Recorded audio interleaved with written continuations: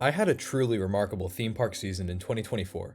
It was a year filled with travel, including my first ever international coaster credit and a 2-week-long journey to the West Coast and back, which I actually vlogged, but I've been putting those off for fear of the copyright police.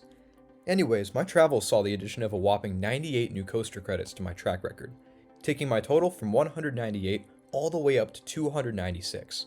As is my annual tradition here, I'm going to count down the top crust of my coaster rankings. And with so many new additions to my overall list, I decided to double this video in size from years past, but rest assured, I won't drag things out. Welcome to CLT Coasters. My name is Josh, and these are my top 50 roller coasters as of 2024.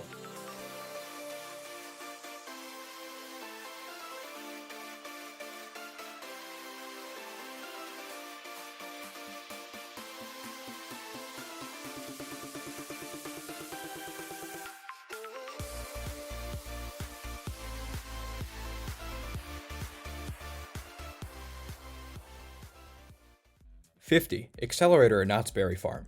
We're kicking this list off with a bang, just like the 82 mph hydraulic launch on this Intamin prototype.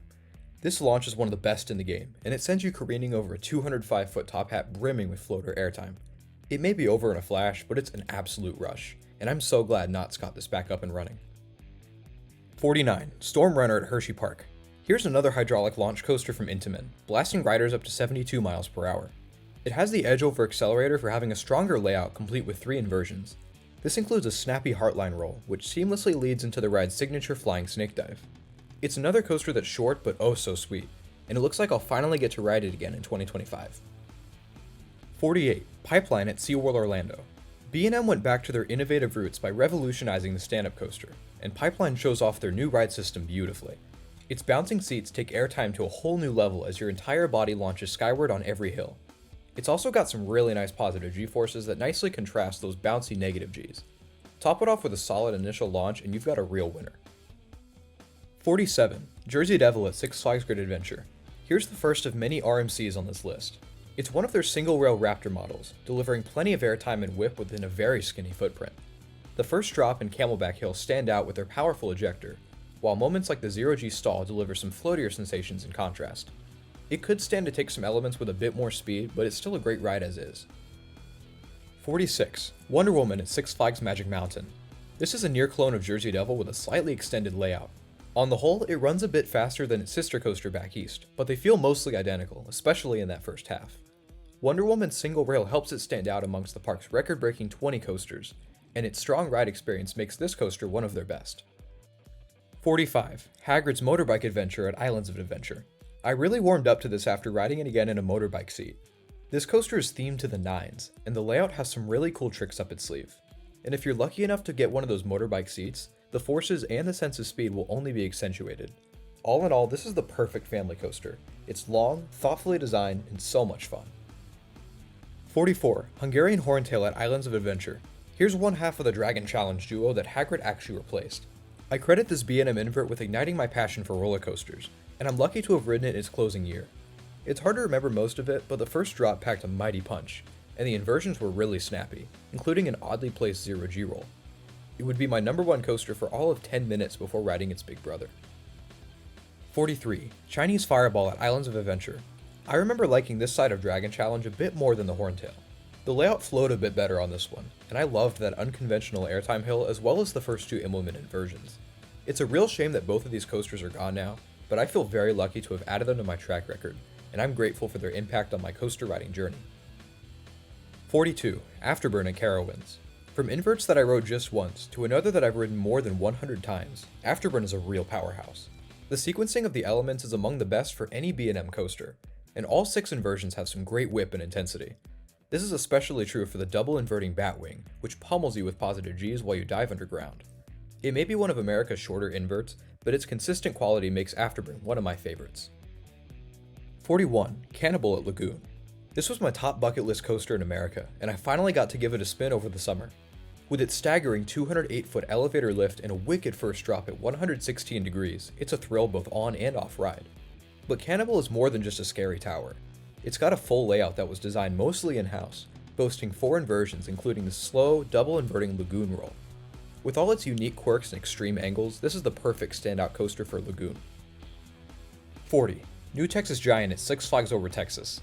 The original RMC iBox coaster still holds up nearly 15 years later. It doesn't have the most dynamic layout, but the ride still delivers plenty of airtime, most notably on its powerful first drop and early bunny hills.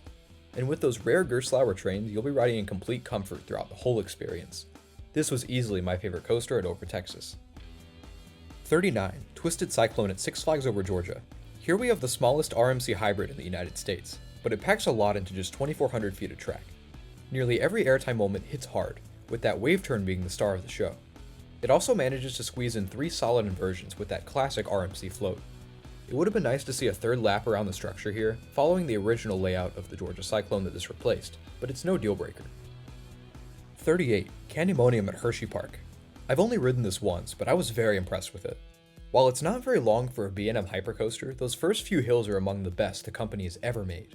The large camelbacks and that low-to-the-ground speed hill all deliver with some very strong and sustained floater airtime. With its silky smooth ride experience and graceful elements, Candymonium fits perfectly in a park full of more intense thrill machines. 37. Millennium Force at Cedar Point. This Intamin classic was the first of the Giga coasters, and it's still going strong after 25 seasons.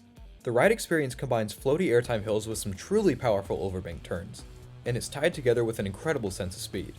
Let me tell you, there's no feeling like blazing around the Cedar Point Peninsula at speeds reaching 93 miles per hour on this. It may not have the depth of some other layouts, but this coaster excels in nearly everything it does. 36. Kumba at Busch Gardens Tampa. A true relic of the 1990s, this old B&M looping coaster knows how to bring the heat. All 7 inversions on this are whippy and very forceful, with the highlight being one of the best zero-G rolls ever designed. The coaster definitely has an edge to it, but it's nowhere near too rough to enjoy, and it's a fair price to pay for such raw intensity. I really hope we see Kumba stick around for as long as humanly possible. 35. Orion at Kings Island. This edges out Millennium Force as my favorite Giga coaster in Ohio.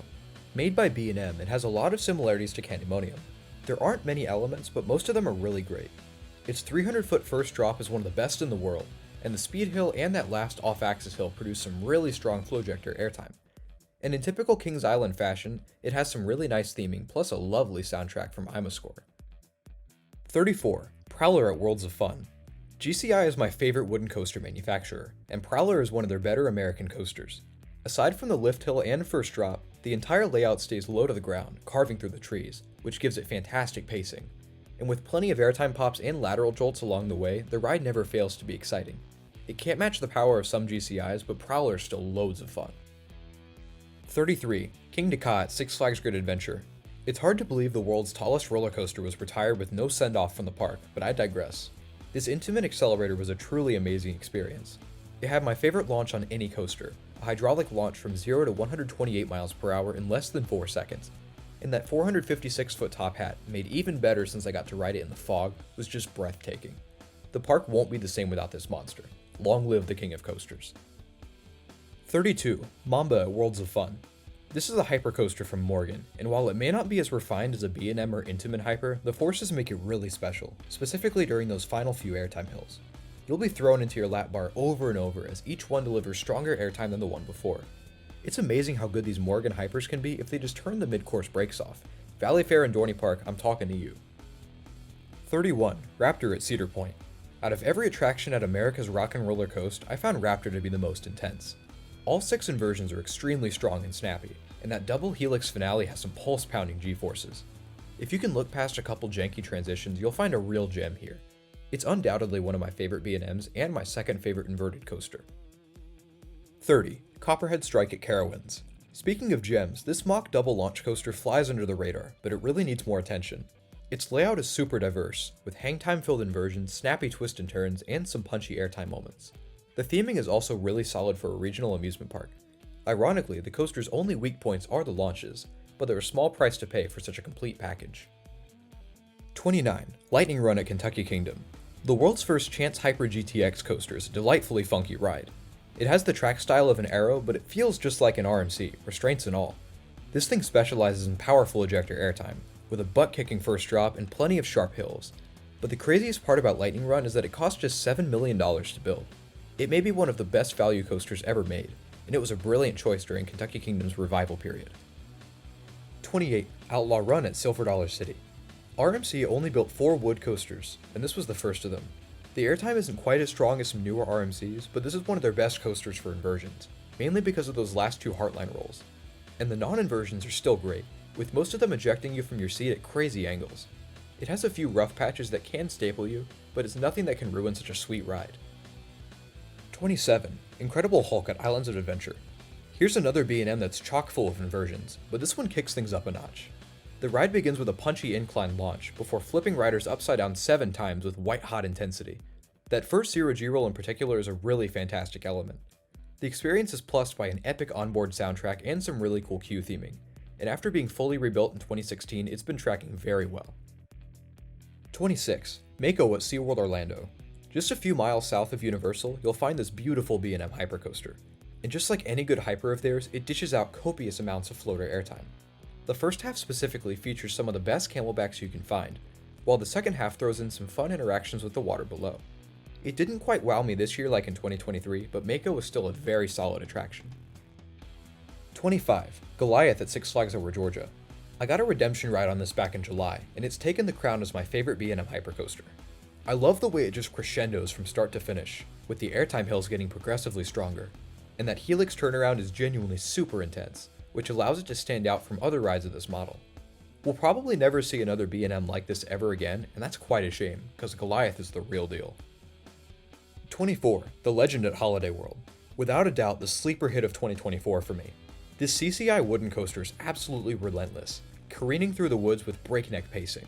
Its lateral G-forces may be the best anywhere, with plenty of intense turns culminating in that crazy unbanked double helix. And it's no slouch in the airtime department either, with multiple strong pops of ejector on the biggest drops. Don't sleep on the Legend, it's genuinely amazing. 23. Montu at Busch Gardens Tampa. This is far and away my favorite inverted coaster from B&M. It's consistently intense from start to finish in a way that most coasters can't match. Each inversion has ferocious whip and positive Gs, most notably that uber-powerful Batwing through a trench. And after nearly 3 decades of operation, it's still riding smoother than some brand new roller coasters. Montu is solidly among the world's best B&Ms. 22. Pantherian at King's Dominion, or as I like to call it, the artist formerly known as Intimidator 305. This Intamin Giga is the single most intense coaster I've ever ridden, so intense that I actually passed out on my first ride. The positive G-forces, specifically on the turn after the first drop, are absolutely wicked, as are those super snappy S-turns in the middle of the ride. This thing is truly one of a kind, and I'm really excited to get more laps on this next year. 21. Texas Stingray at SeaWorld San Antonio. This is hands down the most underrated roller coaster I've ever ridden. It's a GCI wooden coaster with a twister layout, but it starts with a really solid, straight first drop before letting loose. The bulk of the layout is a flurry of fast-paced turns and some great moments of airtime, including a perfectly executed S-hill combining flowjector air and laterals. In short, this thing blew me away, and it's in the conversation for the best coaster in all of Texas. 20. Mystic Timbers at Kings Island. Here's another really great GCI. Think of this as a new age prowler with its narrow out and back layout through the trees, except the airtime here is more potent and more consistent.